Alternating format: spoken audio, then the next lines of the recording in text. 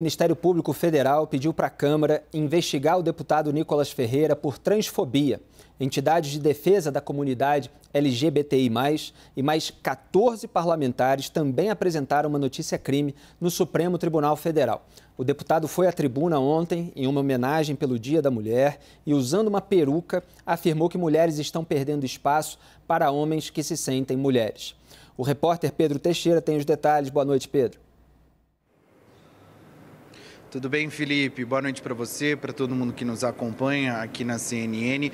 O Ministério Público pede para que a Comissão de Ética da Câmara dos Deputados apure a fala do deputado Nicolas Ferreira ontem no plenário da Câmara. Eles, inclusive, publicaram um manifesto sobre o que aconteceu na Câmara dos Deputados. Eu destaquei um trechinho que estes procuradores dizem o seguinte, olha, abre aspas, é repugnante um congressista usar as vestes da imunidade parlamentar para premeditadamente cometer crime passível de imputação a qualquer cidadão ou cidadã, fecha aspas. Esta é um dos pontos, né? Este é um dos pontos desta manifestação do Ministério Público Federal. Sobre a notícia-crime apresentada no STF, os parlamentares pedem a abertura de inquérito e também que o deputado seja autuado. Na Câmara dos Deputados, parlamentares de 3 partidos, do PSOL, do PDT e do PSB, já acionaram a presidência da Câmara pedindo a cassação do deputado. A representação foi enviada ao presidente Arthur Lira, o presidente da Câmara dos Deputados, que decide sobre a abertura de inquérito na Comissão de Ética da Câmara dos Deputados. O deputado Nicolas publicou uma mensagem nas redes sociais sobre o ocorrido. Ele disse o seguinte, eu vou pedir inclusive para o pessoal colocar na tela. Abre aspas para a publicação do Nicolas. Defendi o direito das mulheres de não perderem seu espaço nos esportes para trans, visto a diferença biológica, e de não ter um homem no banheiro feminino. Não há transfobia em minha fala. Elucidei o exemplo com uma peruca. Entre aspas, chocante. O que passar disso é histeria e narrativa. Essa foi a declaração do deputado Nicolas Ferreira, do PL de Minas Gerais. Felipe. Muito obrigado, Pedro, pelas informações. Teve muita repercussão, evidentemente, nas redes sociais. É bom a gente fazer uma associação que a gente estava discutindo ontem no WW, Raquel, que, nesse momento, Jair Bolsonaro está com uma imagem, pelo menos sendo confrontada. É claro que a repercussão depende dessa medida, quem foi eleitor, quem não é, etc., por causa do escândalo das joias. E aí vem um deputado federal bolsonarista e arruma um outro escândalo, que faz com que muitos ativistas bolsonaristas ainda explorem, tragam essa questão. Não, mas é preciso debater a questão do banheiro, a questão dos esportes, a questão dos presídios, etc. Então é bom ficar atento a essas tentativas de desviar o foco. Outro ponto é a questão de como ele colocou esses debates, que era o que a gente estava falando, porque os debates são legítimos. Eles são travados no mundo inteiro, sobre pessoas trans, no esporte, em qual categoria, qual é a divisão por gênero, etc., banheiro, presídio, etc. Tudo isso é absolutamente legítimo de ser debatido, as pessoas podem ter opiniões divergentes, agora elas precisam ser colocadas com respeito à dignidade humana. Quando ele entra ali, no plenário, para fazer todo aquele circo, com uma peruca, com uma declaração truncada, que soa preconceituosa, ele acaba, inclusive, manchando a pauta para aqueles que não são exatamente dessa base, que é uma coisa que muitos ativistas de uma base têm dificuldade. Para você ampliar o número de adeptos daquela tese, para você conquistar as pessoas, persuadir, talvez não seja esse o caminho, talvez esse seja um caminho para você engajar dentro do seu próprio campo. E muita gente avaliou nas redes sociais também, pelo menos algumas pessoas que conseguem refletir sobre isso, que ele acaba prejudicando essas pautas legítimas. Olha, Felipe, eu não vou nem entrar nesse mérito do esporte, etc., porque assim, o crime dele ali é tão evidente, o preconceito, o deboche, o desrespeito com a dignidade humana, que eu acho que assim, não tem nem muito o que questionar. ele tem estratégias ali. Uma que eu mencionei aqui ontem muito clara, que é angariar dividendos eleitorais entre os seus próprios seguidores e eleitores, né? Muita gente aplaude esse tipo de comportamento e recompensa com o seu voto. Infelizmente, o Brasil é assim. Tinha um vídeo do Metrópolis nas redes sociais, inclusive, mostrando vários deputados, acho que nenhum com um comportamento tão absurdo, né, criminoso quanto o do Nicolas Ferreira, mas com várias declarações machistas no Dia da Mulher, e aí realmente você ficava impressionado com o nível ou a falta de nível do Congresso brasileiro. Uma outra estratégia é desviar a atenção. O Felipe Nunes da Quest ontem ele mencionava, qual que é o termo que ele usou? De cognição... Dissonância cognitiva. Dissonância cognitiva. As pessoas já não prestam mais atenção em nada. Elas saem de uma coisa para outra, já estão no próximo escândalo e esses escândalos têm pouquíssimo efeito, ainda mais numa eleição que é daqui a 4 anos. Aí agora olhando... Só, Raquel, pontuar, uma questão de programa de auditório, um elemento de entretenimento, essa coisa circense, que obviamente tem os seus aspectos ofensivos, mas elas são muitas vezes manipuladas para atrair, para desviar o foco, para manipular o debate público de certa maneira. Não, e a quantidade de pessoas defendendo o Nicolas Ferreira nas redes sociais, assim, era uma coisa inacreditável, mas enfim. E agora a gente tem as consequências dele para isso. Que podem ocorrer com ele para isso, que correm em 2 frentes. Primeiro, no Supremo Tribunal Federal, porque ele é um deputado, tem foro privilegiado, já vários deputados acionaram o STF, ali eu vejo mais chances de algo prosperar, porque o crime é muito evidente, embora a gente sabe que o STF muitas vezes tem receio de melindrar o Congresso, né? Depende muito de como é que está a relação dos ministros do STF com o presidente da Câmara, Arthur Lira. E a segunda é pela própria Comissão de Ética da Câmara. E aí a gente fica menos esperançoso ainda, porque assim, diante da nota do presidente Arthur Lira ontem, dizendo que, nossa, olha, ele merece uma dura reprimenda pública minha, parece quase um moleque, né? Um menininho que merece uma dura reprimenda. Não, ele merece ser cassado. Joel, o que você avalia? Primeiro ponto, Felipe, eu acho que eu concordo com o seu diagnóstico. Esse circo todo é para desviar das joias da Michelle. Ele é um serviçal do Bolsonaro e ele está ali para isso. E acho que a gente, mas olhando para a fala dele então, porque ela também interessa que seja analisada, porque é o seguinte, ela teve esse aspecto, digamos, circense, de show, que não combina com a seriedade da Câmara dos Deputados e tudo mais. Mas tudo isso, que a gente pode questionar, e acho realmente ruim que tem, acho ruim rebaixar o debate assim, eu não veria ainda como criminoso. Uma fala circense, uma performance, algo para chocar, para chamar a atenção. Mas quando a gente vai para o conteúdo do que ele falou, o conteúdo que ele disse, mesmo sem peruca, mesmo sem showzinho, seria um ato de desrespeito, de preconceito e um verdadeiro discurso de ódio. É fácil de exemplificar. Como é que ele diz mesmo? As mulheres estão perdendo espaço para os homens que fingem ser mulheres ou que sentem ser mulheres. Troca as categorias em jogo. Os cristãos estão perdendo espaço para os judeus. Os negros estão perdendo espaço para os brancos, ou vice-versa, os brancos estão perdendo espaço para os negros. Se fosse esse discurso, alguém teria a menor dúvida que se trata de um discurso profundamente preconceituoso, um discurso de ódio, um discurso que busca alimentar a violência contra um grupo marginalizado e, no caso das pessoas trans, essa é uma das marginalizações mais brutais da nossa sociedade. Não são homens que fingem ser mulheres, né? São mulheres é uma mentira, trans. Exato. É uma mentira. Quando a gente está falando de mulheres trans, é um dos grupos mais brutalmente marginalizados da nossa sociedade, que estão sujeitas à violência nas ruas, que têm o acesso quase que vedado ao mercado de trabalho, exceto em poucas funções, e a maioria recai na prostituição, fazendo com que a expectativa de vida dificilmente chegue aos 40 anos para a maioria. Essa é a realidade. E ele vem com esse discurso, um discurso que a qualquer outro grupo a gente vê na hora que é um discurso de ódio, mas isso é absolutamente inaceitável na Câmara dos Deputados e é muito pior do que ele ter usado a peruquinha e feito o show dele. Hélio, a gente comentou ontem em cima do lance esse episódio, o que você destaca aí depois de toda a repercussão dessas 24 horas? Eu continuo com a minha opinião, Felipe. Eu acho que foi extremamente inadequado, preconceituoso.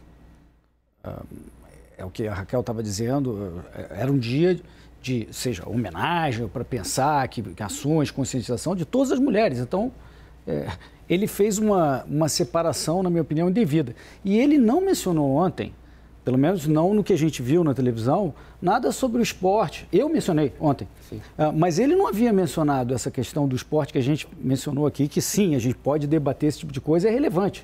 É algo que temos que discutir sim, porque pode gerar algum tipo de inequidade. Agora...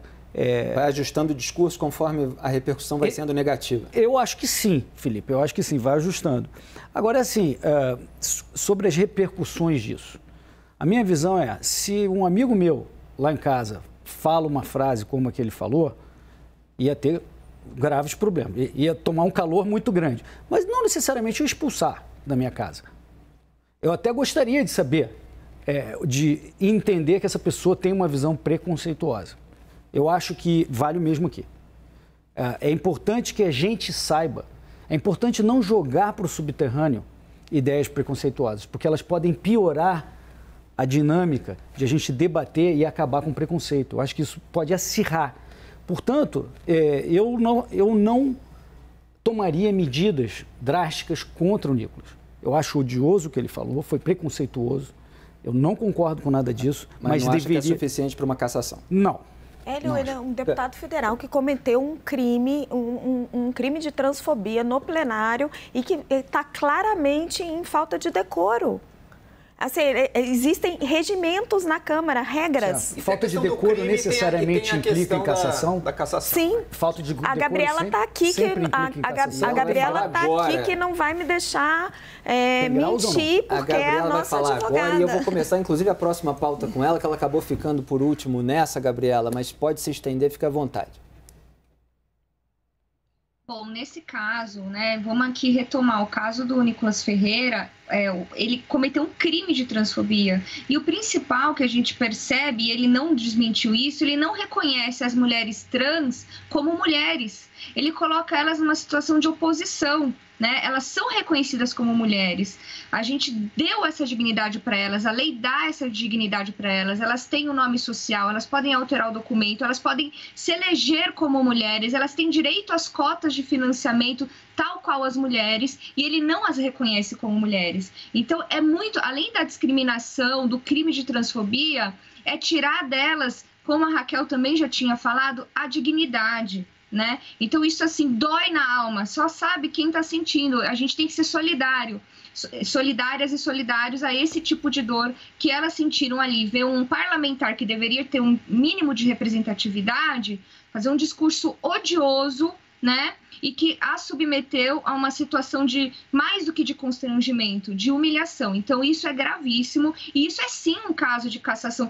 Quer um caso mais evidente, né, de quebra de decoro parlamentar, de cassação e que deveria ser punido com rigor pelos seus pares, é um caso de crime de transfobia, que é equiparado ao racismo. Já foi reconhecido como equiparável ao crime de racismo pelo Supremo Tribunal Federal. É uma grave violação a direitos humanos, e não apenas das duas mulheres trans que estavam lá presentes, mas de toda a sociedade, de todas as mulheres trans e de toda a sociedade, porque fere a sociedade, né? Ouvir uma fala dessa de um homem público, de um homem que deveria nos representar no parlamento. Então, o que eu espero e que eu queria pedir o apoio aqui de todas e todos que estão nos assistindo é que a gente pressione, né, a Câmara dos Deputados, pressione os parlamentares que nós elegemos com o nosso voto, porque quem está lá nós demos para eles esse poder, nós votamos nessas pessoas. A gente tem que pressionar, a gente tem que cobrar que eles ajam com dignidade, com exemplo, punindo esse criminoso. Não tem outro nome para isso. Ele selecionou uma minoria da nossa sociedade, a qual ele não apenas desqualificou e não apenas humilhou na sua fala, como ele atribuiu a essa minoria uma intenção maligna, uma intenção maléfica de ocupar espaços que não pertenceriam a ela. Ou seja, é a fala mais clássica do discurso de ódio. Você demoniza um segmento minoritário da sociedade. Óbvio que deveria resultar em cassação do mandato. A gente não está nem fazendo a discussão penal aqui. Tem a discussão penal, né, de crime, e tem a discussão acima, que é Condiz esse tipo de discurso com ocupar um dos cargos mais importantes do nosso país, mais sérios do nosso país, que é de deputado federal? É claro que não. E o pior de tudo, se a gente for ver no mérito, Arthur Lira concorda com a gente. Como é que ele qualificou a fala? Preconceituosa, desrespeitosa. Ora, Arthur Lira, se você realmente acredita nas suas palavras, você, em primeiro lugar, deveria estar defendendo a cassação desse mandato também. Ou, por acaso, é admissível ter desrespeito e preconceito no Congresso Nacional? Agora, infelizmente, sabemos que é muito, mas muito improvável que qualquer coisa aconteça.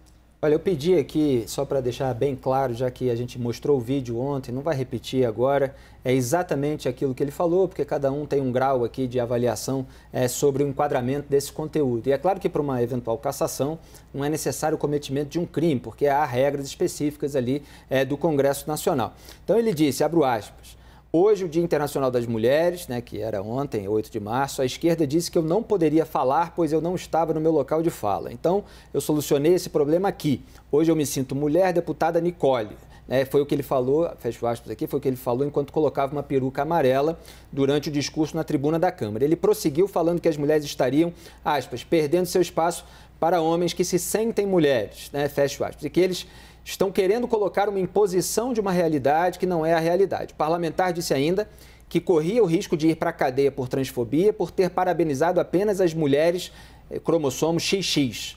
É uma imposição. Ou você concorda com o que eles estão dizendo, ou caso contrário, você é um transfóbico, homofóbico e preconceituoso.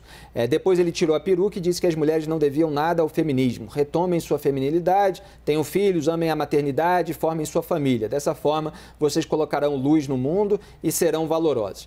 Acho que a parte assim mais ofensiva, o momento em que ele coloca a peruca, que ele diz que se sente mulher, deputada Nicole, fazendo todo aquele escárnio, né, e falando aquela frase, né, de que ele das mulheres estarem perdendo espaço para homens que se sentem mulheres, eles estão querendo colocar uma imposição de uma realidade que não é a realidade. A maneira ali, a forma e, claro, toda a performance dele na tribuna da Câmara dos Deputados contribuiu aí para todos esses ruídos. Alguém quer complementar? Eu queria só fazer uma pergunta jurídica aqui para a mesa, que na Constituição Federal, artigo 53, diz: os deputados e senadores são invioláveis civil e penalmente por quaisquer de suas opiniões, palavras e votos. Isso não impediria uma imputação de crime nesse caso? Essa é uma pergunta jurídica. Então eu vou ter que responder essa pergunta jurídica.